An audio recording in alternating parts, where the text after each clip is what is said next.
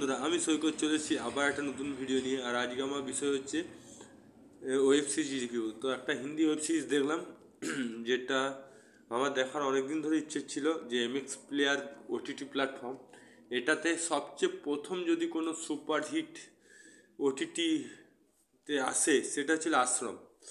এবং এই আশ্রমটা আমি দেখিনি, পার্ট ওয়ানও দেখিনি, পার্ট টুও দেখিনি, এবং এই পার্টটা আমি দেখেছি রিসেন্ট যখন হলো, ইচ্ছা করলো যে দেখি।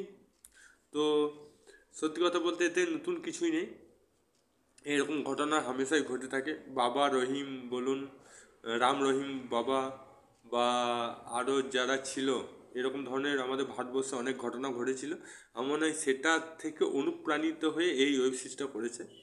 এরকম অনেক ভণ্ড বাবা আছে যাদের প্রচণ্ড নাম খ্যাতি আছে, এবং তাদের রাজনৈতিক ক্ষমতা আছে, তাদের অর্থনৈতিক ক্ষমতা আছে, এবং সেই ক্ষমতার দ্বারা মানুষের কাছে সে খুব ভালো, কিন্তু চোখের আড়ালে এদের অকর্ম কুকর্ম আছে, এবং এর মাধ্যমে তারা বিভিন্ন নারী জাতির দিকে ছোট করে, এবং নারী জাতির দিকে অন্ধকারে আড়ালে তাদেরকে শোষণ করে।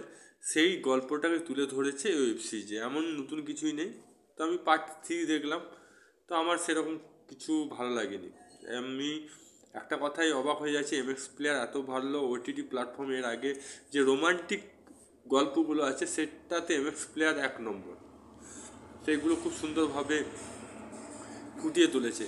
কিন্তু এখন যে ওটিটি প্ল্যাটফর্মে যে আশ্রম সিনেমাটা এসছে সেটা আমার ভালো লাগেনি। যদিও এখানে মুখ্য চরিত্রে অভিনয় করছে ঈশা দেওয়াল, কিন্তু ছবিতে দেখে মনে হবে যে ববি দেওয়াল হচ্ছে এখানে প্রধান চরিত্র, এবং ববি দেওয়াল ভালো কাজ করছে হয়তো না, এখানে সে খলনায়কের চরিত্রে অভিনয় করছে এবং সে খুব খারাপ কাজ করছে। এবং ঈশা গুপ্তা বলে এখানে হিরোইন আছে, সে হচ্ছে লিড চরিত্রে অভিনয় করছে। আর গল্পটা আমার মোটামুটি লেগেছে, খুব যে বিশাল ভালো লেগেছে তা না, মোটামুটি দেখার মতন, একা দেখার মতন। কারণ এটাতে অনেক অশ্লীল ভাষা আছে, অশ্লীল সিন আছে, তো আপনারা সবাই সামনে দেখতে পাবেন না। যদি আপনি কানে ইয়ারফোন লাগিয়ে যদি একা দেখেন তো আপনার পক্ষে ঠিক আছে, সবার দেখার মতন নয়, কারণ এটা সার্টিফিকেট।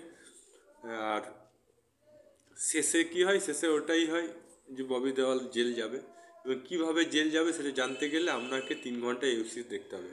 আপনাদের মতামত কি সেটা কমেন্ট বক্সে লিখে জানান। যদি ভিডিওটা ভালো লাগে তো লাইক করুন, চ্যানেল তো তাহলে সাবস্ক্রাইব অল বাটন প্রেস করুন, আর যদি ফেসবুকে থাকে তো পেজটা ফলো করুন। আবার দেখা হবে নতুন ভিডিও নিয়ে। তো জয় হিন্দ, জয় ভারত, ভালো থাকো, সুস্থ থাকো।